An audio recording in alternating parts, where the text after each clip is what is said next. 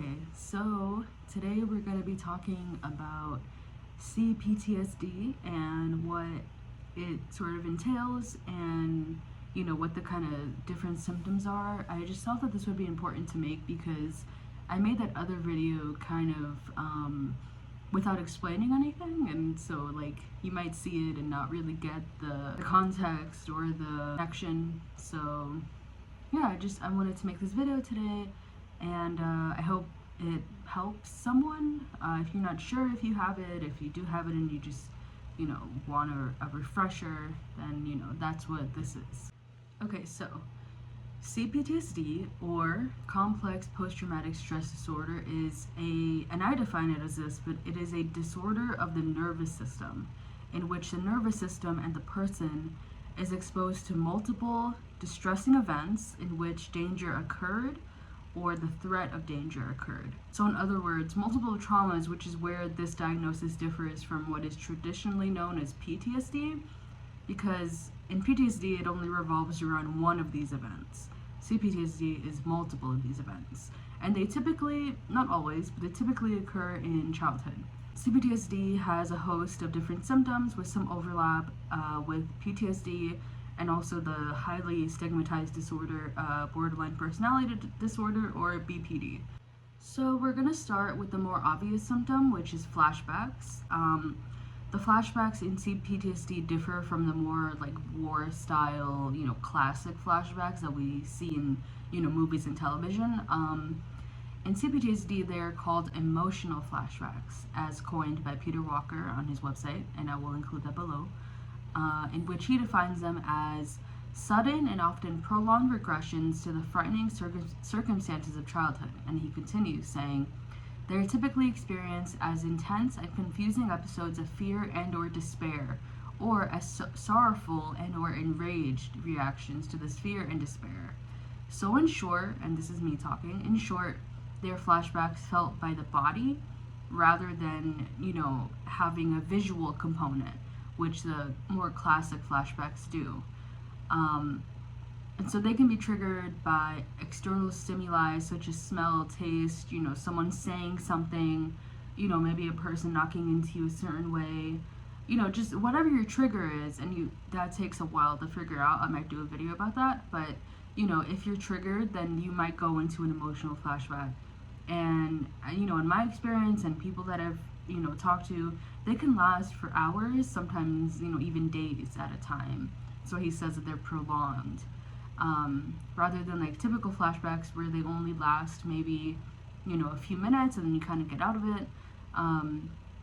Yeah, these are longer and again more felt by the body. So okay, so moving on. The next symptom is also typically associated with the classic PTSD, and it's disassociation and derealization, which I don't hear talked about a bunch. And this is in which the traumatized person feels as though they themselves and or the world around them are not real or are not rooted in this reality. In these times, the world may look very flat or dull, very one-dimensional. Your hands might look foreign and unfamiliar, because they just don't look like your own. You don't recognize them as your own. You might have a hard time moving. You might feel clumsy or rigid. You might have a hard time even speaking. I've had times where I've been triggered and I lose the ability to walk, or recently there is this one time where I felt like, and it's hard to explain, but I felt like my legs were switched around. This is typically the one that distresses people the most, and the most commonly or the most given piece of advice that I've heard is and it's so hard, but to literally not think about it and it will go away. The more that you ruminate on it, the more it's gonna it's gonna get worse. Okay, so next is feeling like you don't belong in this world, as though you're so damaged and so fucked up that you just weren't made for this world. You feel, I guess otherworldly, I've and this is from teenagehood, but I've always said that I feel like an alien. Okay, next is similar to that, with a negative perception of the world, where one might feel as though the world is dangerous or unpredictable.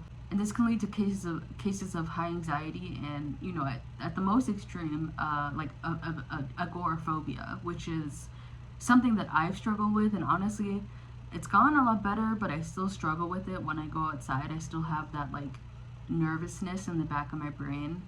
And then, a quick tangent, but like I cannot read the news anymore. I know it's important to know what's going on. I know that, but I cannot read the news or anything like that because it just triggers me immensely. That especially is a terrible symptom because it can really lead to a lot of like missed opportunities. You lose friends that way. Again, all of these are terrible. None of these are like, oh yeah, I want that. They're all pretty awful. And so now we get into the territory where the BPD symptoms coincide with the CPTSD ones, and that mainly is a difficulty in relationships, and this can mean familial, romantic, or just friendships. The traumatized person has, overall, not everybody has this, but a difficulty with attachment. You see a lot about like attachment issues and which one are you, but the traumatized person really needs to relearn boundaries for themselves. And this is something that I struggle with too. I've taken a lot of DBT classes. I did a PHP and an IOP, DBT base, and then I did 2 courses separately that I paid for, and nothing stuck, really. And so it wasn't until like this last time in rehab I was able to, get DBT classes in person, and that really stuck. This can often lead to the misdiagnosis of BPD, which is not the worst thing in the world, because they are so closely linked. The fear of abandonment, which feeds into this.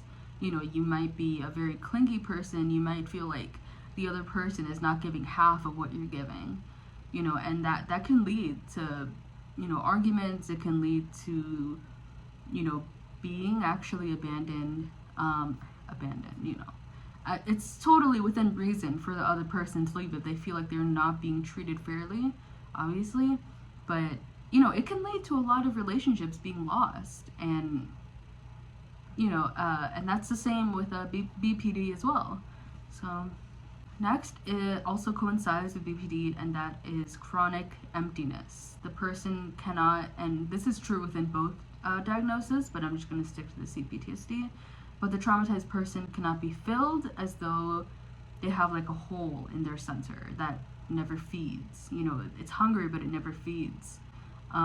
They might try to fill it with food, sex, movies, hobbies, but it's just always there at the end of the day, And I've read this too. That's why people with CPTSDs tend to mask a lot and tend to, mask as though they're like this really high energy person, because like the moment that they, this type A kind of person, because the moment that they lose that or that they let go of that, they're just stuck with the emptiness. And so they'd really rather kind of like, do the most and, over exert themselves than admit or to face that they have that emptiness. Okay, so the next one is something that I'm currently dealing with, and it's like unexplained pains in the body or chronic pain sometimes. This can be headache or migraine or just like tightness in the body. And one theory I've seen is that the pain is related to, and this can be kind of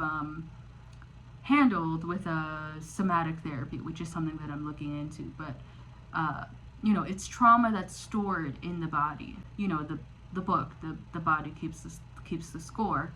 Another theory is that because we're like oftentimes very like hyper vigilant and on alert, we can be tight and not even really realize it. And lastly, we come to suicidal thoughts. A person, and this is true for me, I've been suicidal since I was like 9, but a person might have chronic thoughts where they keep the act of suicide as like a third option, the last resort kind of thing.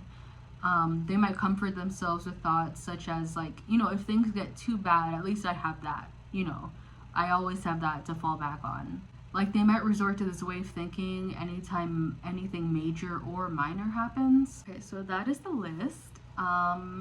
there might be other symptoms that I just missed. So if that's the case, you could let me know in the comments. I hope this helped at least one person, because I know how, really no, I looked it up and like nobody's talking about this, like there's a couple shorts, but yeah, I want to bring my lived experience onto this platform, as lame as that sounds, and do something with it, because I know I have felt so alone, and I wanted this for myself, someone who was talking about it.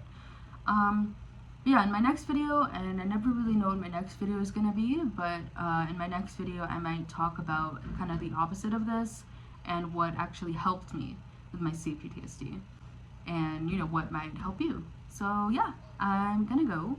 I love you. Bye.